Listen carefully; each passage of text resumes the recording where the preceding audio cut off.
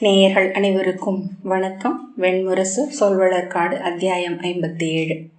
வெண்கலர் மண்ணில் கால்கள் புதைய தள்ளாடி தருமன் நடந்தார்.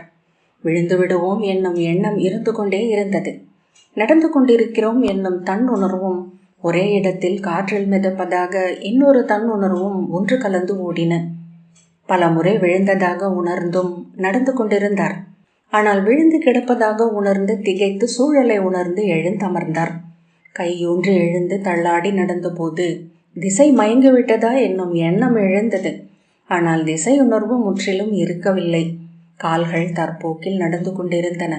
சித்தம் காலமின்மையில் மிதந்து நின்றது. இந்திரபிரஸ்தத்தின் படைகள் அணி நிறைந்து சென்றன. சங்கிலிகள் குலுங்க குலுங்க யானைகள் எவரோ திறந்த வாயில் என்று கூவினார்கள். எவரோ நீர் நிறைந்துள்ளது என்றனர். அர்ஜுனன் வேறெங்கோ நோக்கியபடி தேரில் கடந்து சென்றான். யானை ஒன்று பார்வையை மறைக்கும் இருளென சென்றது. தொலைவில் சங்கொலி ஓர் ஆந்தை வந்து மரக்கிளையில் அமர்ந்தது. அது ஆந்தை அல்ல, நாரை. தலைக்கு மேல் பறந்து சென்றது இன்னொரு நாரை. நாரை இத்தனை பெரிதா? வெண்முகில் போல அவ்வளவு பெரியது. முகில் நிழல் கடந்து சென்றது. எவரோ ஆலமரம் என்றனர். மணி யோசைகள் நிறைவகுத்தன. அரிசி என்றது ஒரு பெண் குரல். ஆற்று நீரில் சென்று நாணல்களில் படிந்து இழுபட்டு நுனி தவிக்க நின்றுவிடும் ஆடை என சித்தம். மீண்டு எழுந்து தலையை உலுக்கி விடுபட்டு சூழ நோக்கினார். எங்கிருக்கிறேன்? இது எவர் வாழும் இடம்? இந்திரபிரஸ்தத்தில் இருந்தேன். பின்பு அஸ்தினபுரிக்கு வந்தேன். அவ்வெண்ணத்தால் பிடரையில் அரைப்பட்டு திடுக்கிட்டு முன்னால் விழ போனார். பன்னிரு படைக்களத்தில் இருந்து நினைவுகள் பொங்கி ஒரே அலையென அரைந்து நகுலனும் சகதேவனும் கிளம்பி சென்ற கணத்தை அடைந்தன. அச்சம் எழுந்து குளிரென பொதிந்து கொண்டது. நெஞ்சை அழுத்திய சுமையை ஊதி ஊதி வெளியேற்றினார். பின்னர் நடந்தபோது சீரான விரைவு கூடியது. மேலும் மேலும் என வெறுமை கொண்டபடியே வந்தது நிலம். பசும் புதர்கள் மறைந்தன. கந்தக புகை மறைத்த பாறைகள் காற்றில் கரிய முகம் காட்டி மீண்டும் திரைக்குள் சென்றன. அவருடைய காலடி யோசைகளை மட்டும் திருப்பி அளித்து அறியா வழிகளால் ஆழ நோக்கி சூழ்ந்திருந்தது நிலம். மலைச்சரிவின் உச்சியில் ஏறி நின்ற போது மறுபக்கம் சரிந்திறங்கிய வெண்ணிலத்திற்கு அப்பால் நீலச்சுனை தெரிந்தது. அங்கு கந்தகத் துளைகள் இருக்கவில்லை. புகையின்றி தெளிந்திருந்தது காற்று. ஆனால் மலைப்பாறைக்கு அப்பால் எரி தழல்வது போல எச்சரிக்கை அளித்து கொண்டே இருந்தது தன்னுணர்வு. ஒரு நாகம் மெல்ல நெளிந்து சென்றது. மலைப்பாறைகளின் பாசி பூத்த கருமையை தானும் கொண்டிருந்தது அது. அவர் சரிவிறங்கத் தொடங்கினார். மீண்டும் நினைவுகள் மயங்கின. ஒன்றோடொன்று எண்ணங்கள் முட்டி புகுந்து கலங்கி சொற்கோவைகள் ஆயின. சொற்கள் உருண்டு உருண்டு ஓடின. நின்று ஒரு சொல் தானாகவே சுழன்றது. பால். பாலா? ஏன்? என்ன பால்? பம்பரம். யானையொன்றின் மணியோசை. செண்பகத் தோட்டம். உள்ளே இறந்து கிடந்த ஆடையற்ற உடல். அதில் விரைத்து எழுந்து விண்ணோக்கிய நிறைவடையாத விழைவு. யானையின் மணியோசை. தொலைவில் மீண்டும் ஓர் அழுகை. யார் அது? யாருடைய அழுகை? ஆண். ஆணின் குரல். அறிந்த குரல். மிக மிக அண்மையான குரல். மீண்டும் உணர்வு கொண்டபோது அவர் அச்சுனையின் அருகே நின்றிருந்தார். அங்கே ஆழ்ந்த அமைதி நிறைந்திருந்தது. அங்கே மரங்கள் இல்லை. அப்பகுதியில் காற்றும் வீசவில்லை. எதுவும் அசையவில்லை. எனவே எந்த ஓசையும் இல்லை. துணி படபடக்கும் ஓசை. சாளரத்திரையா? மெல்ல பேசும் ஒலி அது. இல்லை இல்லை இல்லை. அவர் சுனை நீரை நோக்கியபடி மெல்ல நடந்தார். நீரில் அவர் உருவம் விழுந்தது. அது அலை நெளிவில்லாது ஆடிப்பாவை போல தெளிவு கொண்டிருந்தது. தொலைவில் இருந்து நோக்கிய போது நீலப்பட்டு போலிருந்த சுனை நீர் வட்டம் அருகணைந்த போது வான் ஊறி பரவிய தாளம் போன்றிருந்தது. நீரை கண்டதுமே விடாய் திகைத்து உடலுக்குள் திரும்ப புகுந்து விட்டிருந்தது. அவர் சுனையில் தெரிந்த தன் உருவத்தை நோக்கியபடி அசைவில்லாது நின்றிருந்தார். நால்வரும் எங்கிருக்கின்றனர் என்று ஒரு வினா எழுந்து உடனே கலைந்தது. பேருருவின் கரிய தோற்பரப்பின் வரிகள் அசைந்தமைய யானை ஒன்று அவர் விழி நிறைந்து கடந்து சென்றது. தொலைவில் முரசு முழங்கியது. ஒருவன் எழுந்து சிறு குழலை முழக்கினான். பகா. யாரது? நான் அச்சொல்லை முன்பு கேட்டிருந்தேன். முன்பு எப்போதோ நான் புதருக்கு அப்பால் மானசேவை கண்டு வில் கோத்து இழுத்து அம்பு தொடுத்தேன். அவை இணை சேர்ந்த மான்கள் என ஒன்று துடித்து விழுந்தபோது அறிந்தேன். மான் குழம்புகளை கண்டார். ஆம், மான் குழம்புகள்தான் கூறியவை. என்னை கொல்லப்பட்ட பின் இத்தனை தொலைவுக்கு ஓடி வந்துள்ளது அது. அதன் கால் தடங்களில் குருதி சொட்டுக்கள் செந்நிறமான கூழாங்கற்களாக அவை உருண்டிருந்தன. மீண்டும் விழித்து கொண்ட போது அவர் மண்டியிட்டு நீரின் அருகே அமர்ந்திருந்தார். முகம் நீருக்கு மிக அருகே இருந்தது. நீருக்குள் அவர் கண்டது ஓர் இளைய முகம். அவன் அவரை நோக்கி புன்னகை செய்தான். நீங்கள் யார் என்றார். என் பெயர் சித்ராங்கதன். அவர் வியப்புடன், தந்தையே நீங்களா என்றார். ஆம், நீருக்குள் வாழ்கிறேன். இனிய நீர் இது, அருந்துக. அவர் முகத்திலிருந்து ஒரு துளி வியர்வை நீரில் விழ அப்பாவை கலைந்து மறைந்தது. விடாயை உணர்ந்தார். சுனை நீரின் நீராவிப்பட்டு வியர்வை எழுந்த பிறகுதான் விடாய் எழுகிறது. எழுந்ததுமே அது அத்தனை தசை சுருள்களையும் விதிர்க்கச் செய்கிறது. அவ்வெண்ணங்களை உருவாக்கிய விடாய் எண்ணங்கள் தொடாத தழலாக தசைகளில் திகழ்ந்தது. அவர் கை நீட்டி நீரை அள்ளிய போது மீண்டும் சித்ராங்கதன் தோன்றினான். மைந்தா, அவன் கந்தர்வன். உன் உள்ளத்தை மயக்குகிறான். வேண்டாம், விலகு. இது நச்சு பொய்கை. அவர் விழிகளால் ஏன் என்றார். ஏனென்றால் இது அழகியது. இத்தனை அழகுள்ள சுனை நஞ்சு கொண்டதாகவே இருக்க முடியும். அவர் உடல் கொண்ட விடாய் கை நீரை வாய்க்கு தூக்கியது. வேண்டாம் மைந்தா, இது நான் முன்பு அருந்திய நஞ்சு. அவர் நீரை கீழே விட்டார். திரும்பி நோக்கிய போது மறுகரையில் நிறையாக தம்பியர் 4 கிடப்பதை கண்டார். அவர்கள் அழகை உண்டனர். அழகு என்பது என்ன? அழைப்பு. அழைப்பதெல்லாம் அணைப்பது, அணைப்பதெல்லாம் அள்ளி உண்பது. சித்ராங்கதனின் உதடுகள் பேசும்போது விழிகள் சொல்லற்றிருந்தன. நான் அவர்களிடம் சொன்னேன் என்று அருகே ஒரு குரல் கேட்டது. அவர் திரும்பிய போது ஒரு சுனை நாரை நின்றிருப்பதை கண்டார். மானுட விழிகள் கொண்டிருந்தது அது. அலகை திறந்து, இச்சுனை எங்களுக்குரியது. இந்நீரை நாங்கள் காக்கிறோம். அதை சொல்லியும் அவர்கள் கேட்கவில்லை என்றது. தருமன் கால்கள் தளர்ந்து உடல் ஆடிக்கொண்டிருப்பதை உணர்ந்தார். விழுந்துவிடக்கூடாது என்று சொல்லி கொண்டார். அவர்களின் அறிவுடன் என்னால் பேச முடிந்தது. விடாயுடன் நீர் மட்டுமே பேச முடியும். ஆகவே சுனை அவர்களை வென்றது. இந்நச்சு நீரை அருந்தி உயிரிழந்தனர். நீ யார் என்று அவர் கேட்டார். நான் பகன் என்னும் யட்சன். இந்த சுனையை காப்பவன். இது யட்சர்களின் காடு என்றது பறவை. அச்சுனையை சுற்றி அமைந்த வெண்ணிறமான பாறைகள் அனைத்திலும் 100கணக்கான நாரைகள் சிறகுகள் தாழ்த்தி ஒற்றை காலில் அமர்ந்திருப்பதை அவர் கண்டார். அவற்றை அங்கு வந்த போதே பார்த்ததை உணர்ந்தார். அவை நோக்கப்பட்ட போதே நாரைகள் என்றாயின. விழி விலக்கிய போது அவற்றின் நோக்குகள் வந்து தைத்தன. இது கண்மதம் ஊறி தேங்கிய சுனை, காலமின்மையை சூடிய பாறைகளின் சாறு. இதை பிறந்து இருந்து அழியும் எளியோர் அருந்தலாகாது.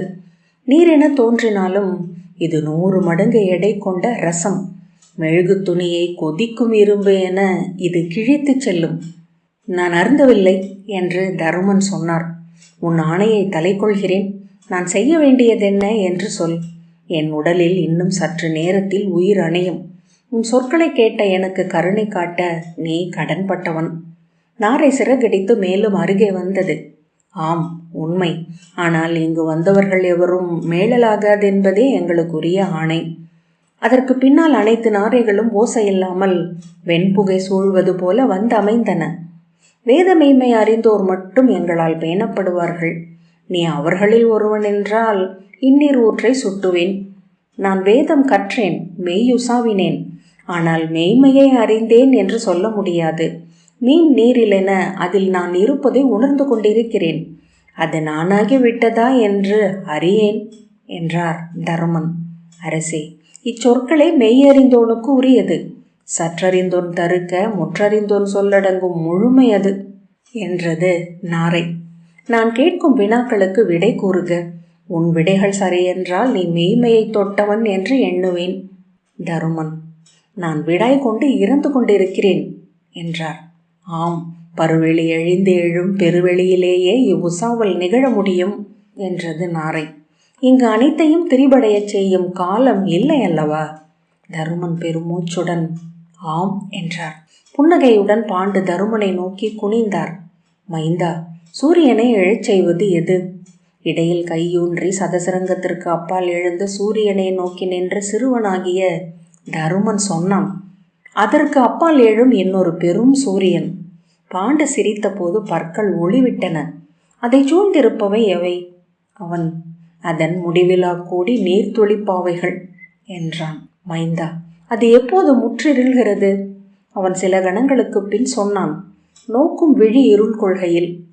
சதசரங்க காடு வழியாக பாண்டு நடந்து கொண்டிருந்தார். அவன் அவர் தோளில் அமர்ந்திருந்தான். அவர் காலடியோசை தொடர்ந்து வந்தது. கதிரவனை விண்ணில் கட்டியிருக்கும் சரடு எது என்றார் பாண்டு. இந்த மரத்தை மண்ணுடன் பிணைத்துள்ளது எதுவோ அது என்றான் தருமன். அவர்கள் மரத்தடியில் அமர்ந்திருந்தனர். தருமன் ஓடிச் சென்று ஒரு சிறு தூவலை எடுத்தான். செம்பருந்தின் சிறகிலிருந்து உதிர்ந்தது. மூத்தவனே, கல்வி என்பது என்ன?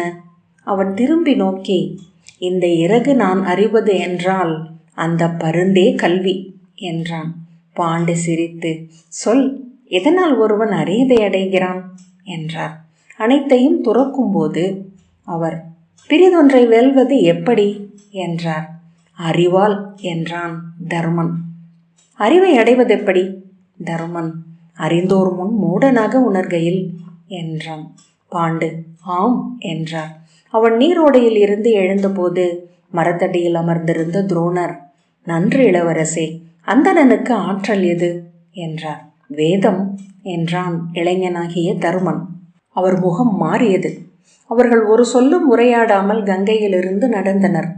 அவர்கள் தவத்தால் உம்பர், இறப்பால் மட்டுமே மானுடர் என்றான் தருமன். அவர் உடலின் வெம்மை மட்டும் அவனை தொட்டது. கருக்கிரிலில் விடியலை உணர்ந்த பறவைகள் சிறகு குலைக்கும் ஒலி எழுந்தது. மறுத்தலே அவர்களின் மரம் என்றான் தருமர். அவர் ஆம் என்றார். படைக்கலச்சாலையில் கூறிய அம்பு நுனியை சுட்டு விரலால் வருடியபடி பீஷ்மர் நின்றிருந்தார். ஆம், படைக்கலமே வீரரின் இறை என்றான் தருமன். செயலே வேள்வியாதல் அவர்களின் தவம், கருணையால் அவர்கள் வானோர், அஞ்சுகையில் மானுடர். பீஷ்மர் ஐயம் நிறைந்த விழிகளுடன் அவனை நோக்கினார். அச்சம் ஆழத்தில் அமையும் தோறும் ஆற்றல் மிகுகிறது என்றான். அவர் விழி திருப்பிக் கொண்டார். எதிரியை அஞ்சுபவனை விட 7 மடங்கு கோழை தன்னை அஞ்சுபவன். பீஷ்மரின் தோள்கள் அதிர்வதை அவன் கண்டான். கூரிய விழிகளுடன் அர்ஜுனன் அவன் கையை பற்றினான். அவர்கள் கங்கை கரை குறுங்காட்டிலிருந்து மேலேறிய இடத்தில் 4 சிதைகள் எரிந்து கொண்டிருந்தன. மூத்தவரே, அவை மானுட உடல்கள் அல்லவா? அவற்றை ஏன் எரிக்கிறார்கள்? தருமன், உடல்களும் விறகுகளே என்றான். பின்னர், உயிர் நெய், அது எரியும் வேள்வியே இது என்றான். அதன் சடங்குகளை உள்ளம் என்கிறோம். அதில் ஒலிக்கும் அழியா சொல்லே வேதம். அவன் அச்சிதைகளை நோக்கியபடி நின்றான். கனவு படிந்த விழிகளை தூக்கி, இவ்வேள்வியை ஏற்றுபவர் எவர் என்றான். இவ்வேள்விக்கு காவலனும் எஜமானனும் ஹோதாவும் வேள்வியில் எழும் தெய்வமும் ஒன்றே என்றான் தருமன். மற்ற நாட்டில் சேற்றில் ஆடிக்கொண்டிருந்தனர். நகுலன், மூத்தவரே, இந்த வயல் எப்படி உயிர் கொள்கிறது என்றான். விண் மழையென்றாகிறது, மண் விதையென நிற்கிறது என்றான் தருமன். முதல் உயிர் புல், அடுத்த உயிர் பசு. அன்னமும் அமுதுமாக எழுவது வானும் மண்ணுமாகிய ஒன்று. அவர்கள் சேற்று வயலில் ஆடினர். மண்பாவைகள் போல உடல்கள் ஆயின. தழுவி வழுக்கி விழுந்து உருண்டு எழுந்து சிரித்தனர். பீமன் அவர்களை தூக்கி சேற்றுக்களியில் வீச மண் நாய்க்குட்டி போல இதழ் விரித்து அவர்களை கவ்வியது. சேறு போல இனிய மனம் பிரிதில்லை மூத்தவரே என்றான் பீமன்.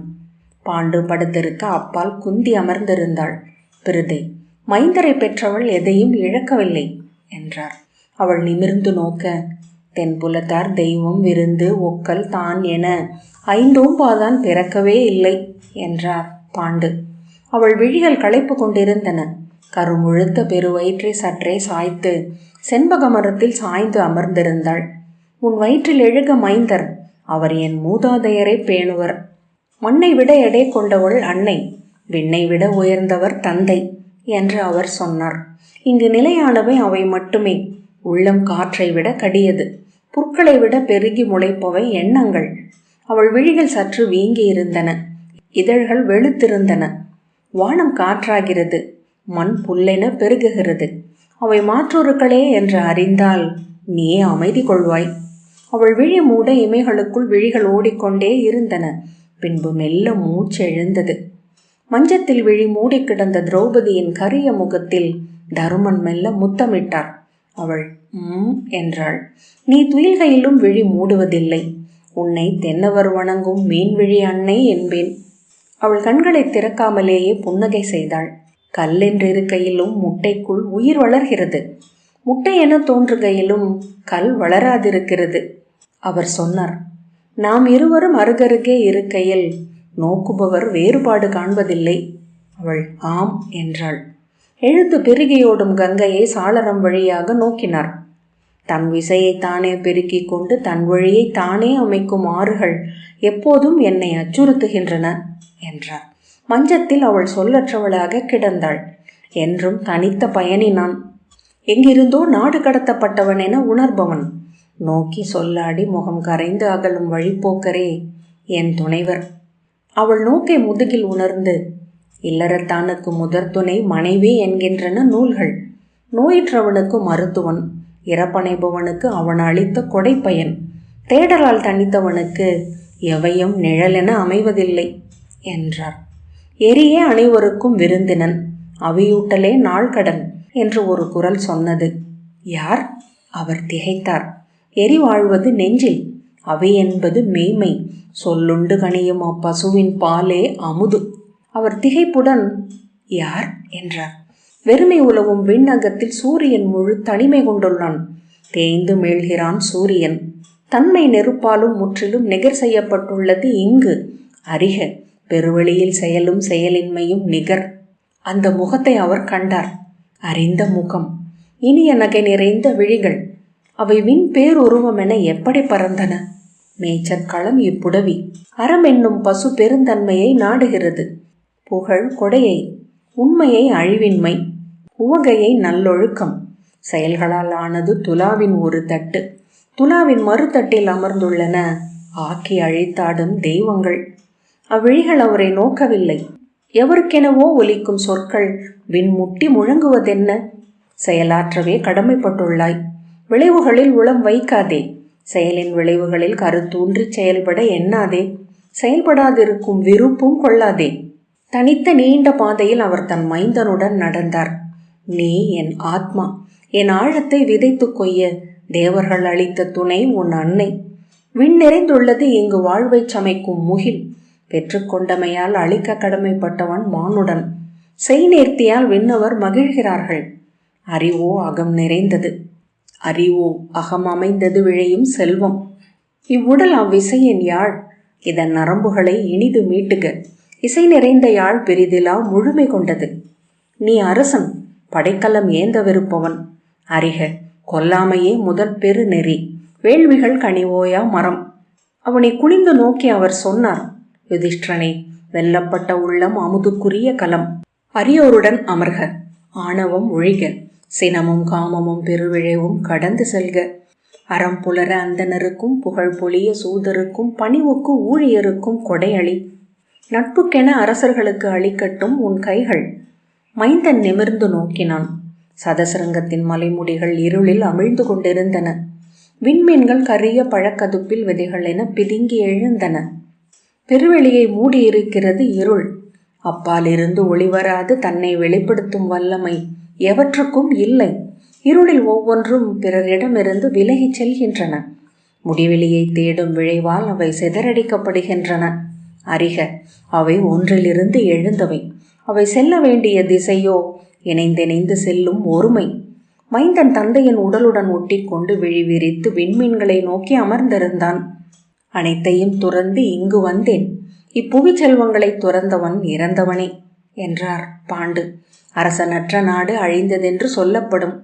முறையற்ற அந்தணன் செய்யும் நீர்க்கடன் போல, அந்தனர் நிறைவுறாத வேள்வி போல மைந்தனின் புன்தலை மேல் அவர் வெம்மூச்சு பட்டு கொண்டிருந்தது. வீண் உடல் கொண்டவன் என நான் என்னை எண்ணியதில்லை. என் உடல் முளைக்கவில்லை என்றாலும் உள்ளம் முளைத்தது. ஆனால் அதை ஊர் அறிய வேண்டியதில்லை. நன்மையின் வழி என்றும் வெல்வதே. இன்மை வெளியே உண்ணும் நீரென ஆகிறது. இது பால் சொரியும் பசுவின் அகடி நடி. மானுடர் எவரிடமும் இறப்பது நஞ்சு. உண்க, ஊட்டுக, நீத்தார் புறந்து வாழ்க. மைந்தா, தன்னறத்தில் நிலை கொள்வதே உன் தவம் என்றாகுக. கடிவாளம் கைவிடப்படாத தேர் காக்கப்படுகிறது. எதிரியை 100 முறை தாங்குக. கீழ்மையிலிருந்து 100 முறை விலகுக. அவையே பொறுமையும் நாணமும் என கொள்க. மெய்ப்பொருள் சூடுக, அமைதியில் அமைக, அனைவருக்கும் அது நிகழ்கவென விழைக, அனைவருடனும் இணைந்திருக்கும் எளிமை என்றாகுக உன் இயல் நிலை. சினம் நாகம், பெருவிழைவு மதகரி, இக்காடு நீ கடந்து செல்லற்கரியது, கடந்து செல்பவன் அறிவான் இது ஏணி. குடிபறக்க வெடிப்புலி எழுப்பி ஒரு படை கடந்து சென்றது. கொழும்புகள் அறைப்பட்ட நிலமென நெஞ்சு நடுங்கி அதிர்ந்தது. சினம் கொண்டு விழிவிரிய இதழ்கள் நெளிய குந்தி சொன்னாள், நீ பெற்று வந்தது பேடிமையை மட்டுமே. அவர் கைகள் கோத்து தலை குனிந்து அமர்ந்திருந்தார். அன்னையே, அனைத்துயிரும் வாழ விழைபவனே தனக்கும் மகிழ்வை விரும்ப வேண்டும் என்பதே நெறி. இரக்கமற்றவன் நெறி பிறழ்ந்தோன். தன் கடமைகளை அறியாத மானுடன் இருளில் இருக்கிறான். அதே உண்மையான அறியாமை. எங்குள அனைத்தையும் நான் அறிந்து ஆற்றுவேன் என்பதே ஆணவம். ஆற்றுவதை ஆற்றாமல் இருப்பது வீணன் இயல்பு. இவ்விரண்டையும் அறியாதிருப்பதே துயரம். உயிரென மைந்தன் என அரசன் என தன்னறத்தில் நிலை கொள்வதே நான் எந்த இடமிருந்து கொண்ட உறுதி. அச்சத்திற்கு 1000 சொற்கள் என்றாள் திரௌபதி. தருமன், இது அன்னையின் சொல் என்றார். ஆம், நானும் அவரும் ஒன்றே. 5 அடைந்து 5 கடக்கப்படாமல் எஞ்சும் பெண்கள் நாங்கள். தருமன் துயருடன், இருமுனை எரி என்றார்.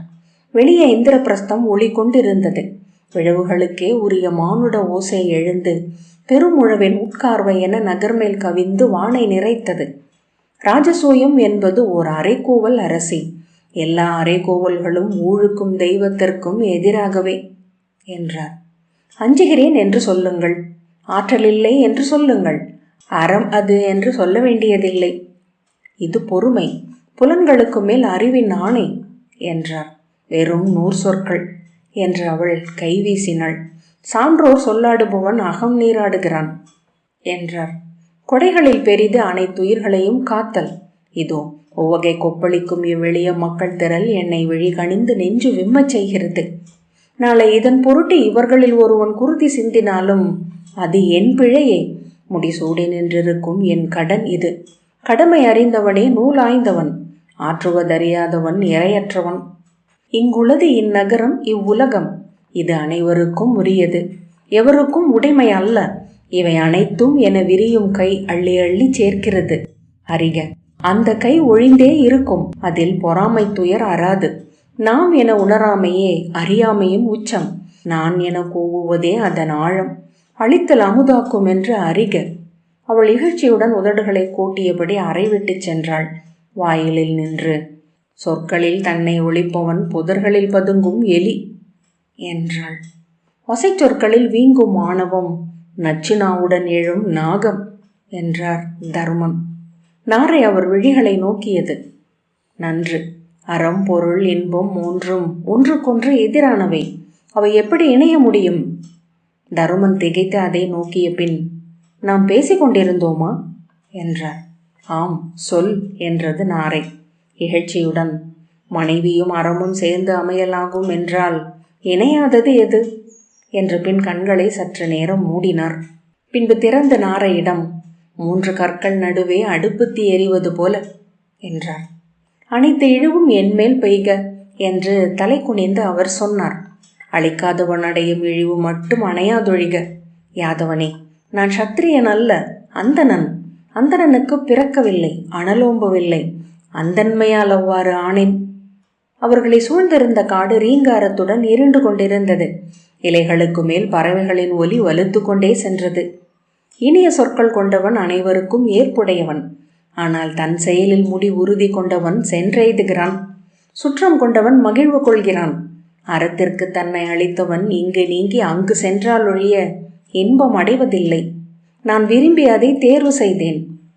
இந்த கானக வாழ்க்கை என்னை நிறைவு செய்கிறது. எவருக்கும் கடன்படவில்லை. எங்கும் சென்று நிற்க வேண்டியதில்லை.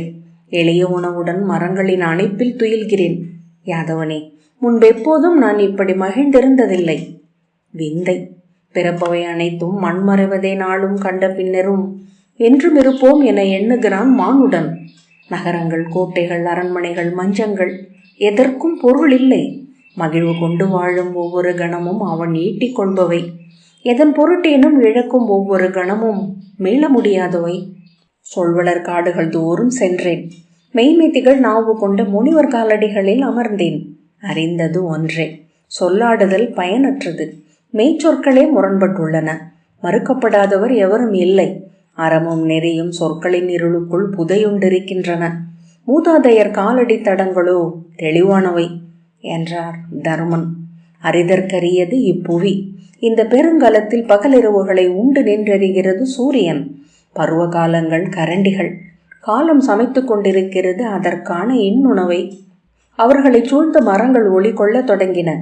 யாதவனின் உடலில் நீலச் சுடர் எழுவதை வியப்புடன் நோக்கினார். பின்பு தன் கைகளை பார்த்தார். ஒளி என்றார்.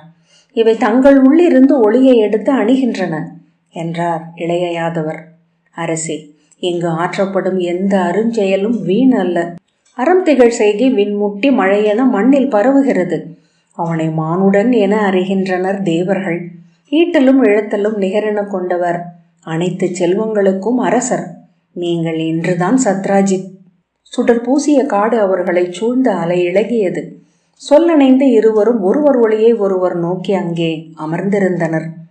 சொல்வளர்காடு 57வது அத்தியாயம் இத்துடன் நிறைவு பெற்றது. நன்றி.